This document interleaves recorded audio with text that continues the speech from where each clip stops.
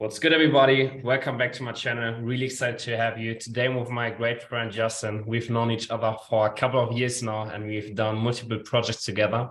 And Justin has been working with some huge nine-figure brands from Germany, and he has been specializing in creating high converting product images on Amazon. For big brands, 8 and 9-figure brands, I believe over like 200 products right now over the past couple of years. And now, last year, they transformed their whole business into a growth studio for Amazon brands, right? So they started as a creative studio. They now transformed into a growth studio where they help brands scale on Amazon, which is super exciting. And today he's taking some time out of his day just to kind of go through all of the learnings he had from optimizing over 200 products, right? We're talking about thousands of images that he did. And we already went through this a couple of days ago, and it's crazy. It's mind-blowing the value that he's going to share. So I'm really excited. So let's get into this, bro. Awesome. Excited to be here. I'll share my screen real quick.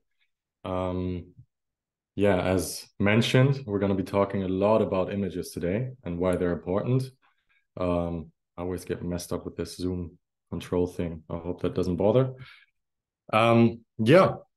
How to leverage product images to maximize conversion rates. So that's the goal, maximizing conversion rates in a fairly simple way to do it. The only alternative you have in your store is optimizing your complete funnel, building custom funnels for every single product.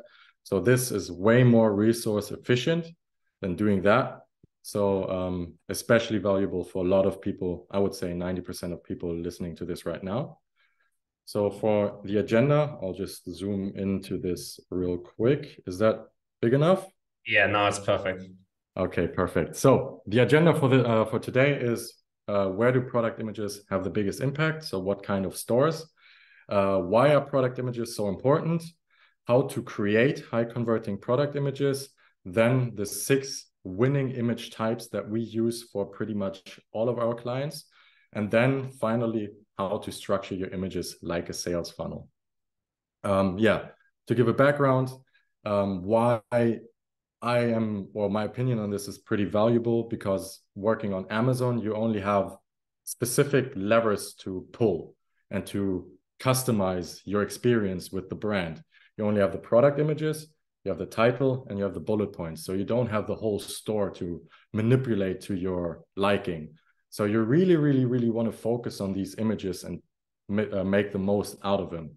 So, and all of these principles can be applied to your online store because they are based on basic marketing sales principles. And this is stuff that we've seen in Marlboro commercials in the 50s and newspapers. This is what we've seen in TV commercials from Apple. And now in eCommerce. So this is sales marketing, no new stuff. It's just migrated into the form of product images. So just a quick clarification in the beginning. What do I mean by product images? I'm not talking about the art of product photography. I'm talking about how we can use those assets and then enhance them with sales copy and relevant information to evoke emotion or to generate a conversion. So that's it. So we're not going to be talking about how to light a product, how to make it look cool, how to choose like the right angle. That's going to be the job of the photographer. That's going to be your job figuring out that and yourself. I'm just going to be talking about how to leverage this to maximize conversion rates. So where do product images have the most impact? Generally speaking, there's only one type of store where this is not the highest leverage. Like this is going to be the 9-figure brands like Remarkable, that infamous tablet. That's going to be like stores like AG1 or like other Aura Ring, like all these big brands making like multiple 9 figures with a small product portfolio, where they can really narrow a bunch of resources to building out a huge, vast experience for just one product. In 99% of the cases, that's not going to be you. So these principles are very, very applicable to you as well. So if you have a store with more than 5 to 10 products, this is applicable. If you have a niche store across a theme, this is completely applicable. Or if you're just starting out and you want to have some custom experience on your product page, instead of going into the code, this is a way simpler way to generate that experience. So generally speaking, you could say every single store that is built out like this. So from the basic UI, images on the left, title on the right, and then in most cases, bullet points on the beneath that. So if your store, and of course, the godfather of this is Amazon. If you have custom funnels, then maybe this is not for you, but for everybody else, this is exactly for you. So examples of big boys doing this right now. You have, first of all, Huel. What is their challenge? They are selling a product that you have to trust. Because if you believe there are toxic stuff in there and the macros are bad and the ingredients are unhealthy, then you're not going to buy. It doesn't matter how convenient the product is. So you have to convey trust. You have to convey the nutrients and inform people about this product so they feel safe to buy. How do they do that? Of course, in form of ads and stuff. But on the website, they do it in form of product images because their variant selector is way too big to walk every single variation through. So they use the images. And I want to preface this. They don't overdo anything. They just have an image and then they have text with a black or white backdrop. So it's not like trying to reinvent the wheel right here. Then you have a more simple approach from Hero Cosmetics, another big brand. They included these small bubbles on the bottom. This is not actually as an image. I think they coded this on top of the image layer. So this the size of the bubble adjusts to the size of the screen. So this has to be readable. So a big preface here as well. Your text has to be readable on every single end device. So on a phone, at best, try the iPhone 4 of your mom and see if it's readable there. Like if it's not readable there, then enhance the text size. And then I saw you were on the podcast with this guy. Congrats on that one. Shout out to Matt. Just in London last weekend. yeah. Fucking great podcast. I really love that one. And why is product images on this store important? It's a complex product that people have no idea about. It's the first contact point. The people get to know this product. It apparently revolutionizes an old tradition of coffee. So you have to have some explaining to do. Explain a little bit, because apparently like they're going to be microdosing here and bro, what the fuck? Like you have to explain it a bit. So he uses images to explain the product. So as you can see, very successful brands, very successful stores also utilize this basic concept. Why does it matter? If we think ourselves in the typical customer journey from beginning, ad to the end, let's say break it down a little, very simple. Ad, first time they see the ad, they're enticed, they click and they land on your product page. So a super simple customer journey. The ad sparks the interest. Now they landed on a destination what is their goal? They want to find out more. And you can give them 2 places where they find out more about the product. They are hungry for more information. You can give them the description, or you can give them the images. What's the pro for the description? You can run down with ChatGPT, run down a good description in 10 seconds. But people don't read anymore. They're not able to read anymore. They just don't want to read anymore. They're not able to read more than 2 sentences anymore. So is that the place where you really want to sell your product if the visibility of the percentage of people visiting your website is pretty low? I don't think so. But what do people know and like from Instagram, from Amazon, from Tinder, from everywhere? They like images, because it's easy to understand and they understand the UI. So many stores worldwide have this simple carousel image slider on the top that it's just intuitive to use. And if you combine visuals with text and sales copy, it's easy to understand and way faster than before. So and you can probably mention it from your experience as well. If you demand your customer to read a bunch of shit, then the people are going to bounce. Unless it's like a high ticket info product. But if it's like, yeah, I was about to say, you got to make it really, really interesting for them. So for the product description, for example, we break it down into a lot of paragraphs, and then we also juice it up with images in between. So we will never have more than 2 sentences in a paragraph, for example, and we use a lot of bullet points, icons, and images to kind of separate the copy, so it's not like an overload of information for them. Yeah, for sure, because you want to make it possible for people just to scan over.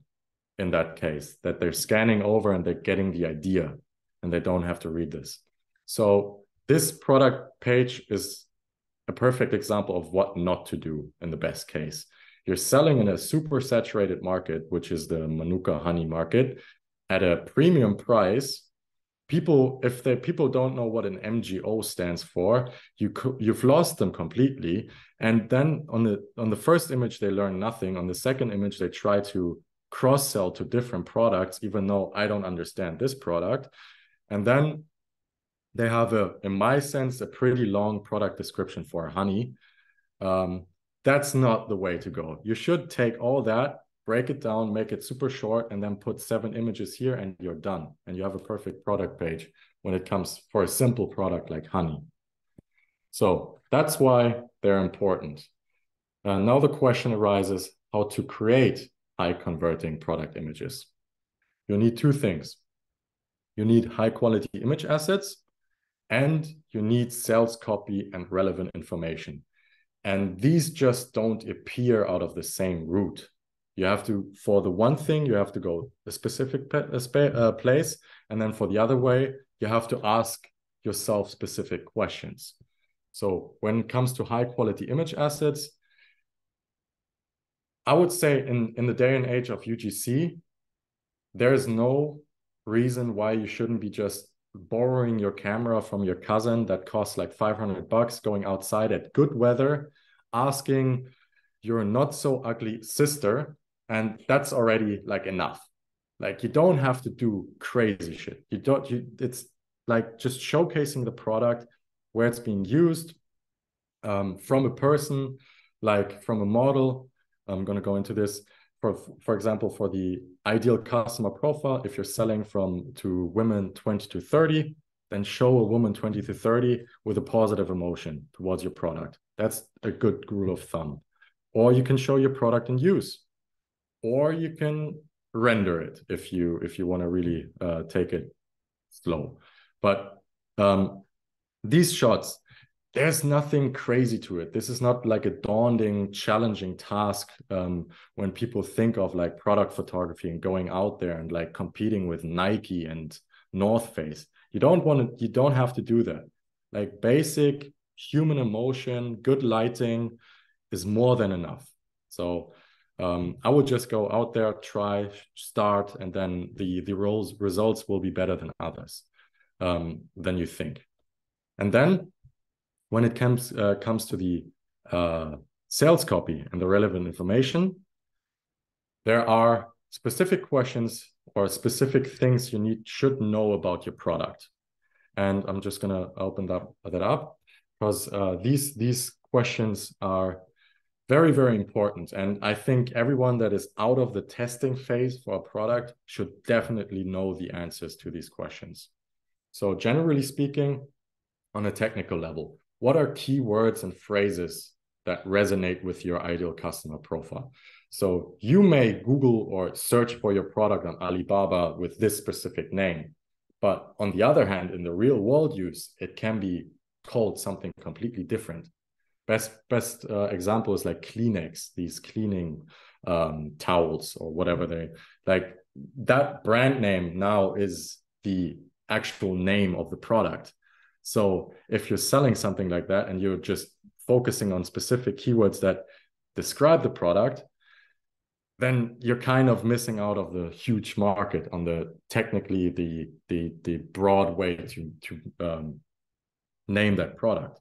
Then the second one, this is the most important one.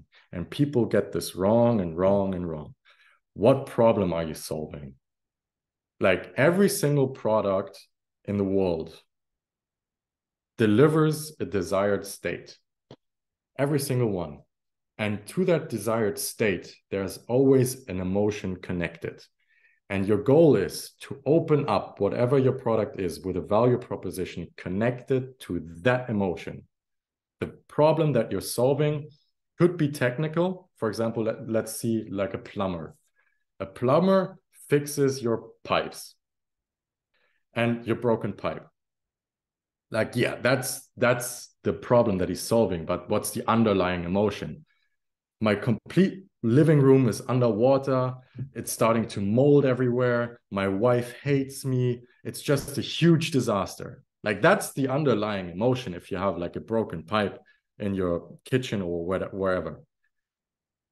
So that's like the typical $100 million offer. It's like framing what you're actually selling and going into that emotion rather than just, yeah, I fix pipes. That's pretty boring.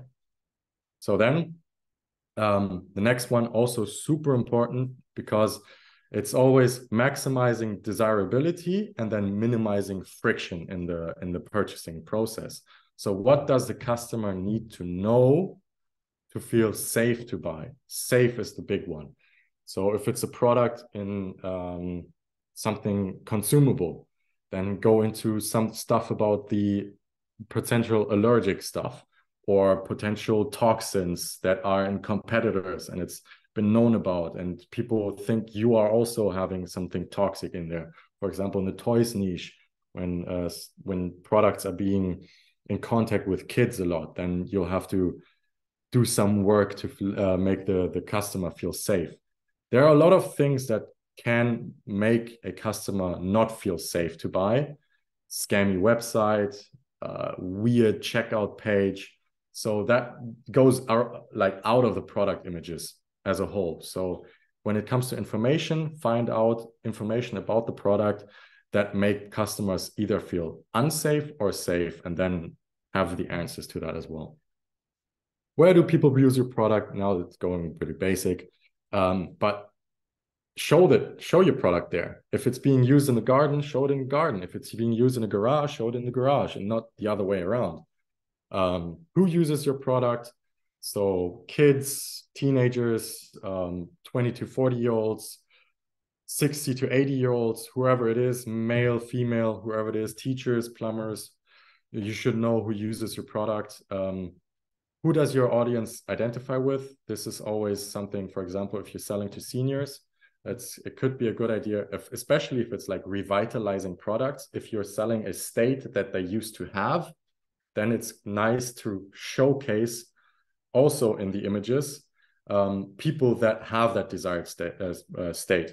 So for example, if you're showing some joint supplement for older people that they don't have pain, you can showcase an image where grandma is walking with her grandchild without pain because she identifies with that inner youth in her grandchild. So that's always a nice contrast to have. And then who buys the product? A gatekeeper. So for example, if you're selling to seniors, then the gatekeeper probably for all the online shopping in this space are going to be the children. They're going to be buying. They're going to be having the final word. And if you're selling to children, then the gatekeeper for this purchase, for this conversion is the parents. So you're not technically selling to the children. You want to entice the children to want your product enough so they annoy the parents so much. But the last say is going to be the parents. So whatever you have to do to make the parents feel safe to buy, you don't have to make the children feel safe to buy. You have to make the parents feel safe to buy this product because they have the final say. So I really like that you put so much focus on these questions because I always emphasize this in like every single video, like all of the tweets and stuff. It's so important that you have a deep understanding of your target audience and who you're selling to. And this is going to be the basis for your offer, for your product market fit, and also for your product images. If you don't know who you're selling to and what are their wants and needs and desires and what do they feel like and what do they want to feel like, you're not going to be able to convince them, right? So it all starts with answering these questions. for sure. It's the baseline. You got to have that baseline to really get on an emotional, intimate level with your customer when it comes to marketing. So once you have the answers, you can place them in form of sales copy and relevant information, because now you know what to put when and where. And you come from images like that to pretty much what you can say like typical image ads. Product images should be nothing more than that. Well, they should be focusing a bit more on explaining, but pretty much enticing images that are easy to consume and to understand specific aspects of your product that you found out through these questions. So this is the process how you create them. You have high quality assets, you have the answers to these questions, and now you're fusing them. And now, to make you not start from the beginning, I'm just going to give you some UX, UI compositions, whatever you can call it, image types that we've come up now for over the last 2 years, mentioning hundreds of products optimized. What kind of building blocks you can use for the product image set you have on your website. So the first one, this is the one that I always like to start off the set with. So after having a title image, which we're going to go after this one, is opening up with an image type like this. I call it the big caption, and it's pretty much just the customer, so the ICP, with a big headline. That's it. I'm a big proponent of clean design. Don't overdo it, because if you overdo it, you have something to hide. Probably not enough capital. It just looks cheap. So if you're overdoing design stuff and overdoing stock images, then people get this. People like, if you're overdoing stock images, people understand it and people feel scammed. So keep it simple and keep it natural. That's the main thing here. Because just like in small excursus, if you're looking at like image ads from Nike or North Face or Apple, what do? They don't overdo anything. They keep it super simple. An image that does the talking and then complementary text. That's it. The only thing between you and Apple in this case is you probably have to go into more detail in the text, because this hair mask is not as famous as AirPods. So that's the only difference. So this one, opening up with, because you want to start off with your value proposition, and the exact order I'll go after. But value proposition, and what better way to propose your value is with a fat heading. So either you can, for example, the desired state through this hair mask is promoting hair growth and decreasing hair loss. I mean, how much more bland with sales per copy and straightforward can you be without cutting every single thing out besides the main desired state? Promoting hair growth and decreasing hair loss. That's it. No word wasted, just straight to the point. What can I do for you? That's it. Or for example, for this backpack, this can be converted onto something that I don't know how it's called in English, but the back thing on the bike where you can put like your ball in and stuff. You can click that into the bag into there, and you can also transform it into a typical backpack. So perfect companion on foot and on the bike. Done. Nothing too complicated. And then showing people using it. Or if you go, for example, deeper into the image set, if you're talking about, for example, guarantees, showcasing like lifetime warranty, or talking about the design, pretty simple stuff. Big heading, straight to the point. The next image type that we normally end things with, so we just had the beginning, now we have the end, is social proof. Because at the end, a lot of people, when it comes to social proof, a lot of people are thinking in a mob mentality, and they don't want to act if they don't feel like they are part of a group. So to get like the last % of people out of them, we always like to end things off with social proof.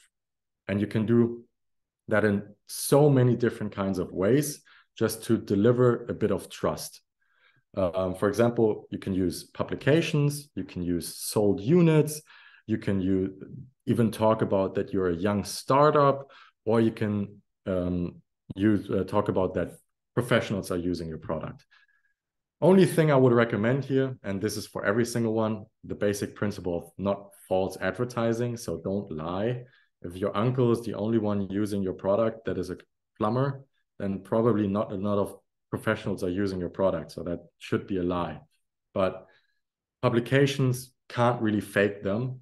As being a local startup, can't really fake that as well. Selling enough units, can't really fake that as well. So I would just advise being very honest here and going into maybe talk about even a bit about the team or about your backstory. For example, we have a client from Austria who's been around since 1950s, I think. And we just ended things off with talking about the history of the company. That's it. Just delivering social proof that way. Hey, we're not a cheap supplier from China. We have some history. Like, that's it. That's it. We're not some drop shipper, even though don't want to say that none of them are watching, but if you're a serious business, even though you're drop shipping, there are ways to deliver some kind of social proof. And so that's a great. People watching right now are pretty simple to conclude this. You can use press releases, something which you can see at the top left, like Men's Journal or Travel Asia. You can use social proof in the way that you show a bunch of happy customers and testimonials. And you can use authority. For example, on the bottom right, you can see this professional, or you can use a doctor or like a fashion influencer or something like that. All of those play into people establishing more trust with your brand. So those are all great ways of showing that. For sure. Exactly. Yeah. And then next one is a 3-piece collage I mentioned here. By the way, the file we can put in the description so everybody can have a look at it. That's why I did a bit more detail on the texts here so you can read afterwards. This collage thing can be 2, it can be 4, it can be 5 images in one. But I would not advise, for example, if we look here, this is where we got 5 images. And now let's think we have this collage type and we want to go into specific features of that bottle, for example. Then these 5 images will be getting too small to really focus on USPs of that bottle. So we found out like the sweet spot is in 3.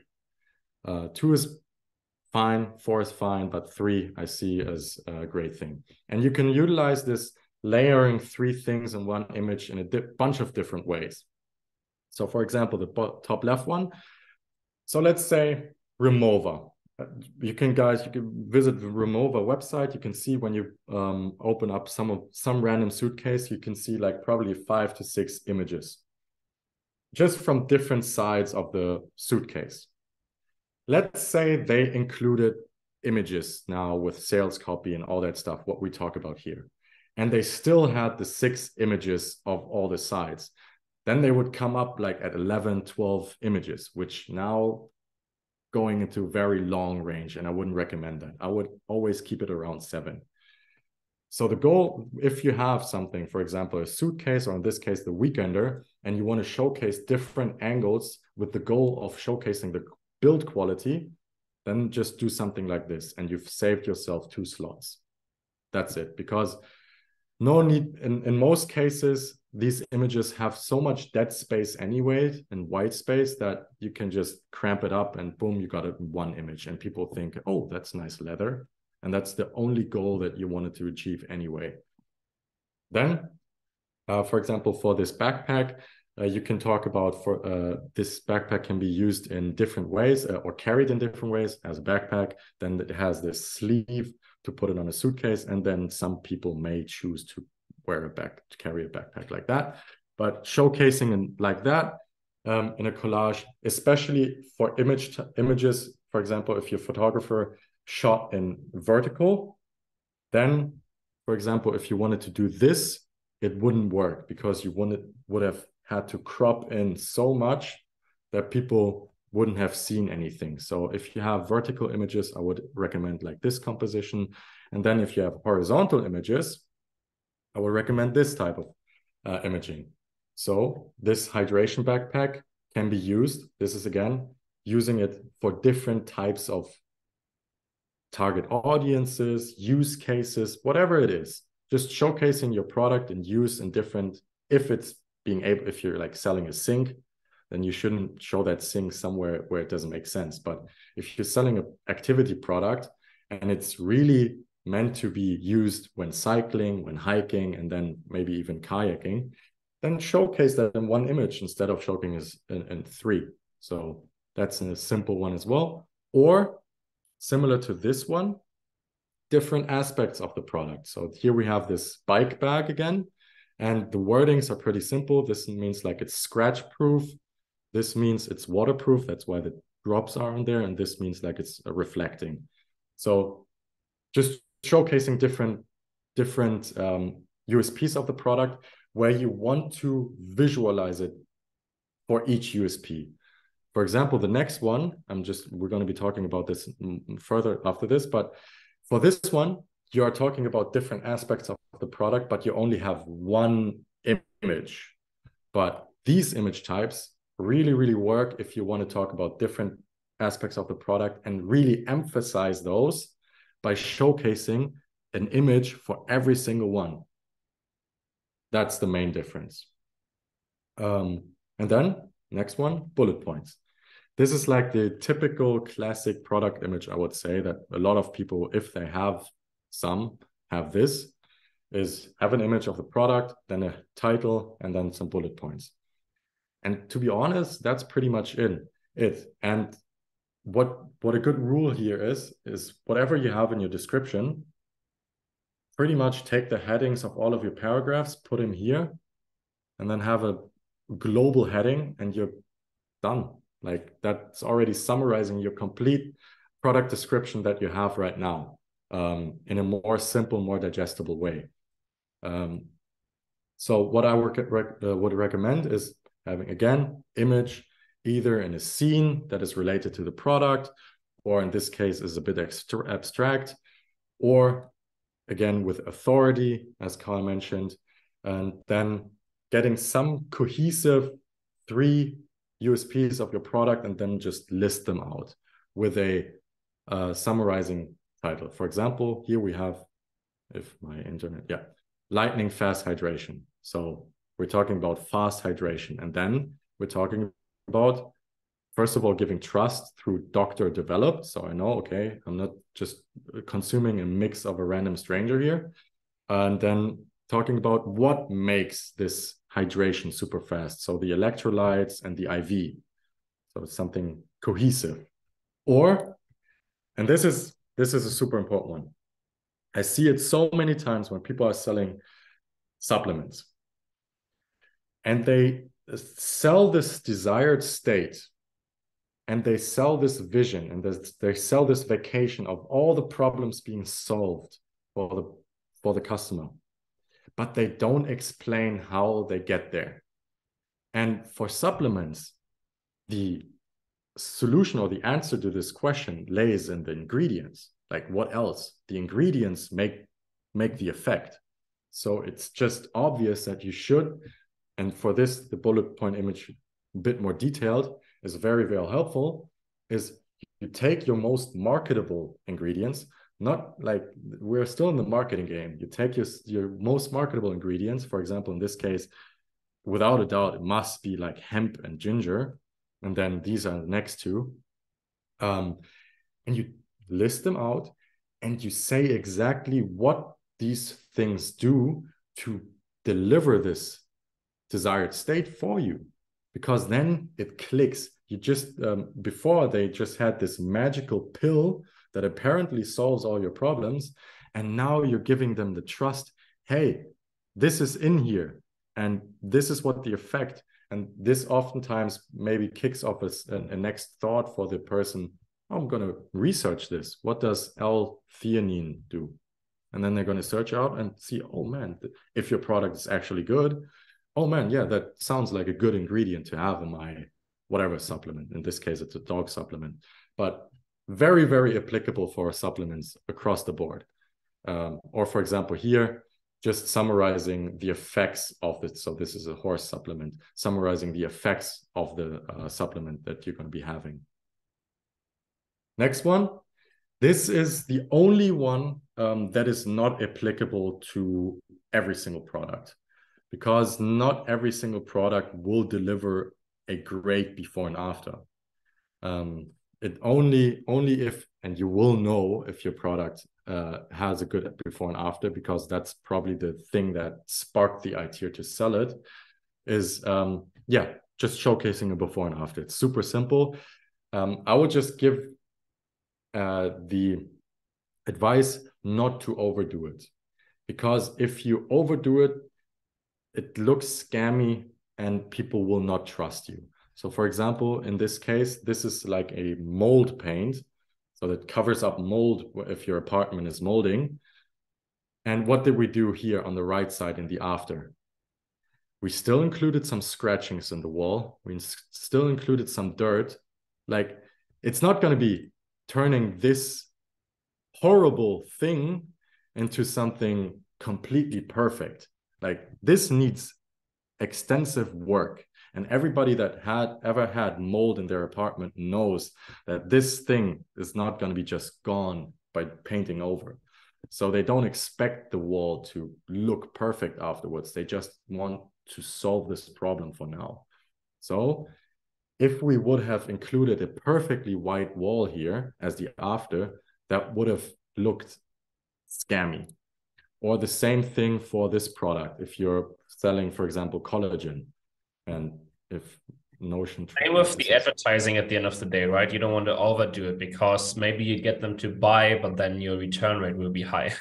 So you want to push the edge and you want to get them to buy, but you want to set realistic expectations.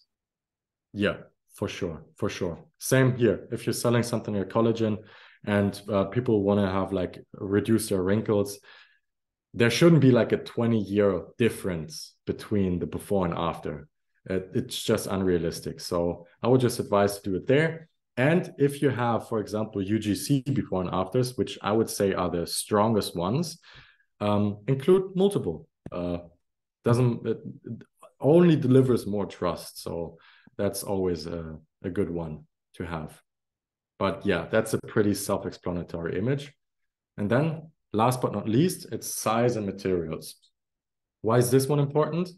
We're still in e-com, so people probably, if they're not coming from word of mouth, probably never touched your product, never seen your product, never felt your product, never interacted with your product. They only interacted with your ad and your product page.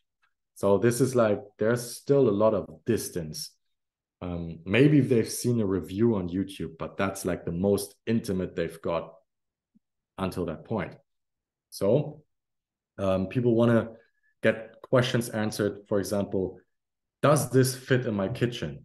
That's a good question, because if it doesn't, the purchase is going to be very regretful. Or I need a weekender, but I tend to bring 50 suits with me. So does this fit my 50 suits for a weekend, or do I need a bigger one? So this is like more in turning down your return rate than increasing your conversion with this image, because you're just trying to honestly inform your customer about the real world application of your product. And this is where Amazon is a nice, I would say, database for everyone to use here, is look at competitor products on Amazon and see what measurement units they are using. Because especially in the US, your guys' situation on this is so weird. Sometimes you use gallons, sometimes you use ounce, sometimes you even use millimeters and centimeters, sometimes you use pounds. Like, it's all across the board.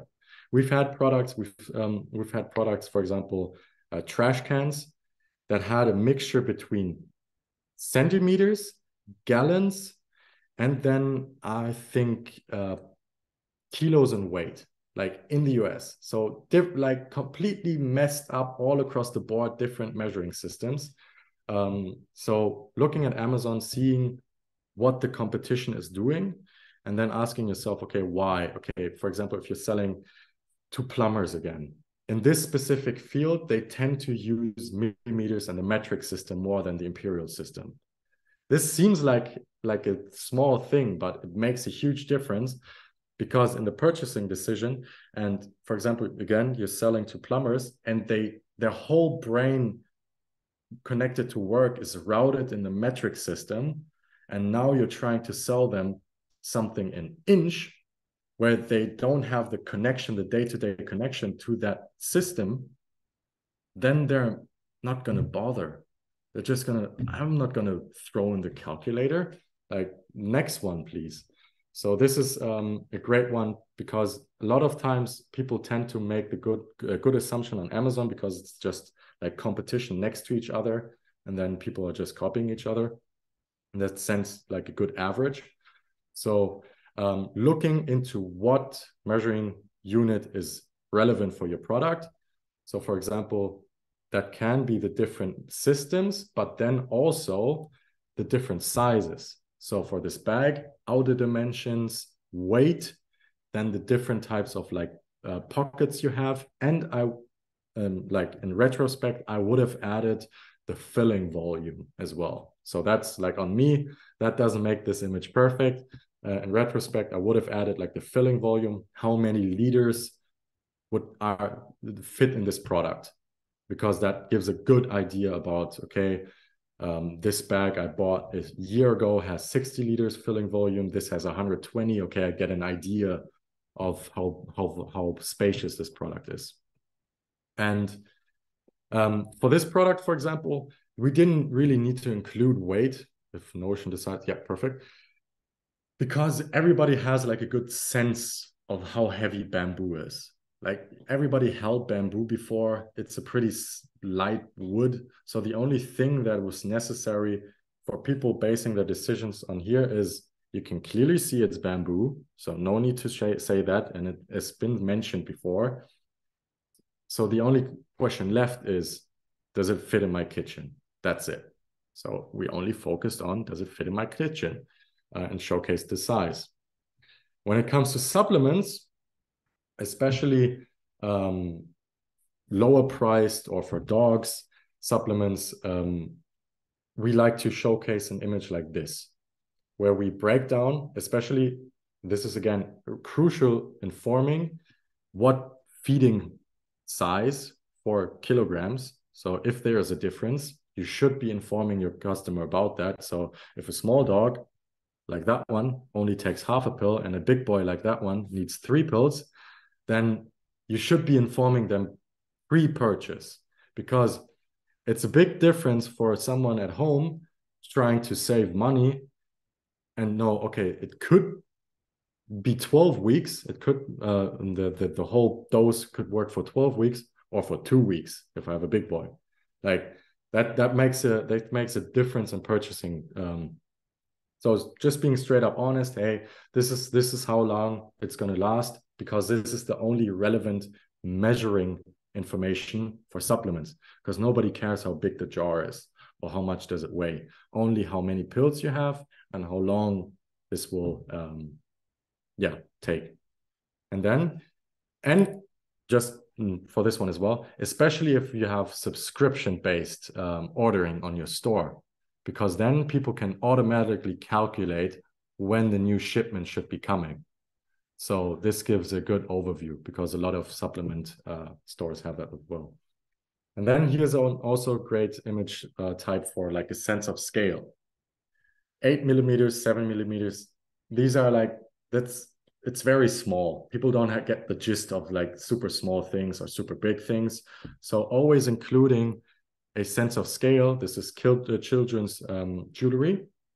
So showcasing just the product being used by the target audience, you get a perfect sense of scale, and you don't really need the 8 millimeters and 7 millimeters. So that's on the sizing. Now, last but not least, now you have everything you need. How to create the images, what kind of assets you need, what questions you should be answering yourself, and then the UI design for pretty much every image type you need. Attention, big value incoming. This is the sauce that I was talking about. Yeah. How to structure it. So now we take all this and look at the biggest funnels in the world and see how they're structured. And most oftenly, they're structured like this. You have your title image. So that's something like this. The great thing about online stores is you don't have any restrictions. So I would honestly probably look at stores like Dollar Shave Club here, or other razor shops. Manscaped, for example, does a good job as well, but Dollar Shave Club especially, because they have a pretty big product portfolio and they have a good system for all the title images. So that's a good shop to watch out on, because you want to have some similarity on category pages or category sliders or whatsoever. You don't want to have 10 different design languages and title images. Then after that, and I'm going to go through them here and go through them here on the top. You start off, what problem can you solve? We talked about this more than enough. What problem can you solve? Or let's talk here. The ultimate cleaning companion. So just to give a background, this is a add-on for a pressure washer to screw on and pressure wash your car at home without a problem. Like that's the main thing. So what problem can you solve? The ultimate cleaning companion, leak-free and high-pressure washing. That's all the people want. High pressure and leak-free. Now, before even going into this, for example, this example, I really wanted to choose this one, even though it kind of sometimes goes a bit east-west on this structure, is because this is a perfect representation of what everyone can do with about a few days' time, Fiverr, and a good idea and a good camera. Like you can do this without a problem.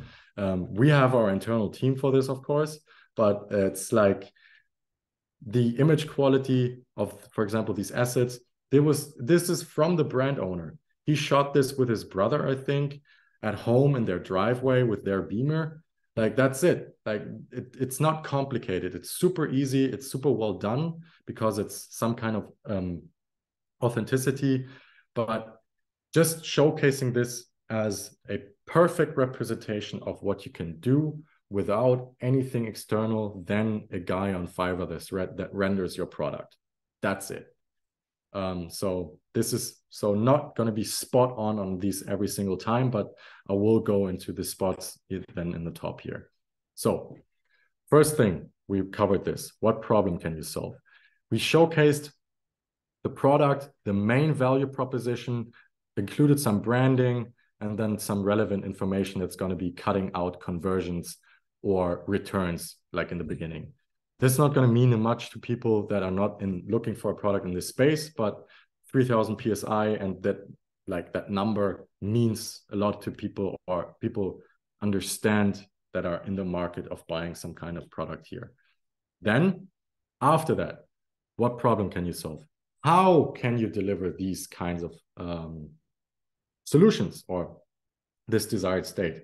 Because now, for example, what we saw here in the image on the top, promoting hair loss and promoting hair growth and decreasing hair loss. If you're a person that is under the circumstances that your hair is falling out and it's not growing, this is like the first holy sign. Oh my God, my problem could be fixed with this. What's the next question? How do they do it? Like that's the next one. So you explain exactly how you do that. Either again, with a big caption image, or you can use the 3-piece collage or the bullet points. Pretty open here. But the main thing you want to get into is how are you able to deliver these kinds of results that will result in the desired state of the problem that you are solving.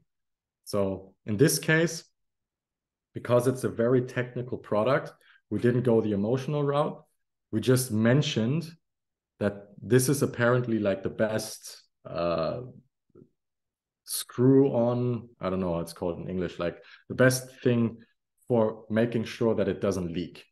So how does it work? That we do leak-free and high pressure by utilizing this inlet. That's like in that niche, it's very well known that this thing is doing the heavy lifting here. So we didn't have to go like the whole emotional route in this one. That's what I mentioned when we didn't go as spot on this framework. Then, so how does it work? As mentioned after that, so now they have, what problem are you solving? What can you deliver me? Then, how you're delivering that to me. The next only logical information they want to know about your product is if its real world dimensions, its real world use case is applicable to me. Then after that, the logic is out of the way, because they know that we can deliver to their problem and showcased how. Now it's just a thing of materials, fitting, like real world stuff. So you go into this. And once that's done, you've informed your customer about every single thing that he has to know about the product. Now it's going into objection treatment. And Carl is a talented sales guy. He knows all about that one. So objection treatment is anything that comes up when people consider buying your product, but then decide not to. It can be, for example, wrong application. I don't think it's for me. Toxins inside, ingredients, allergics, whatever it is. If something comes up multiple times, then you know this objection is relevant and you should be handling it in the images.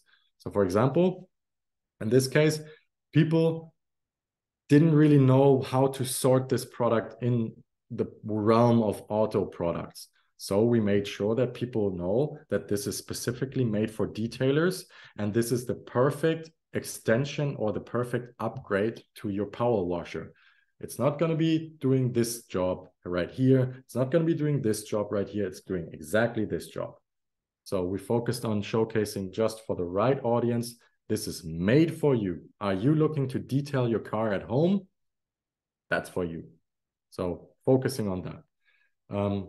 In most cases, you should be doing this twice. So that can result as a before and after, bullet point image, big caption image, whatever it is that entices that point at best, use that. So the second one, again, if it's about ingredients, toxins, whatever it is, go into there.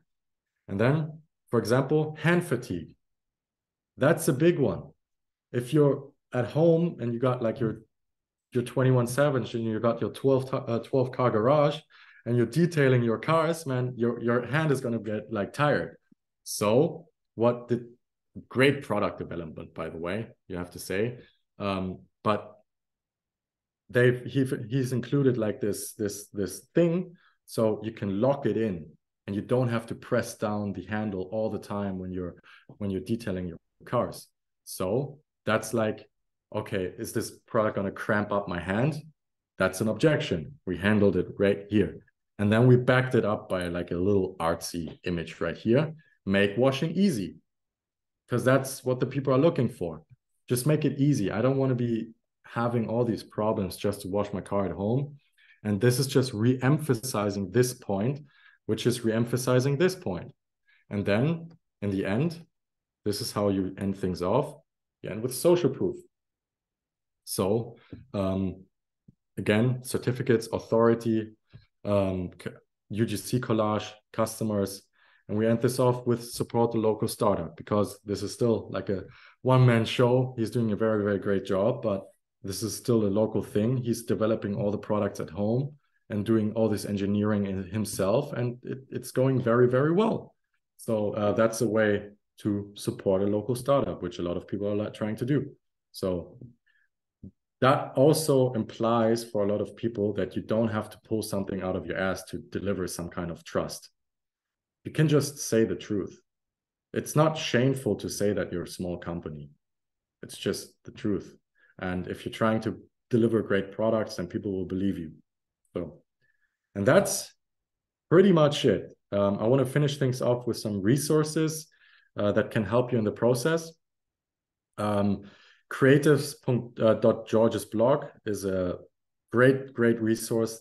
Someone, I don't know why he does it, but he like collected thousands of Amazon creatives, which I would say are the best in the world when it comes to product images, just because it's so much more important there. He collected them, and you can look into that database and get like inspired like crazy. Behance is a good one. It's like this design social network. This is also good for hiring people, if freelancers, for example. And then last but not least, I actually got that one from you, is lapa.ninja, if you want to have a look at awesome landing pages. So they have great stuff over there. Yeah, bro, this was a crazy valuable masterclass. So thank you so much for jumping on. I really enjoyed this. No problem. It was a pleasure. Sweet. Then see you soon. Take care. Bye-bye.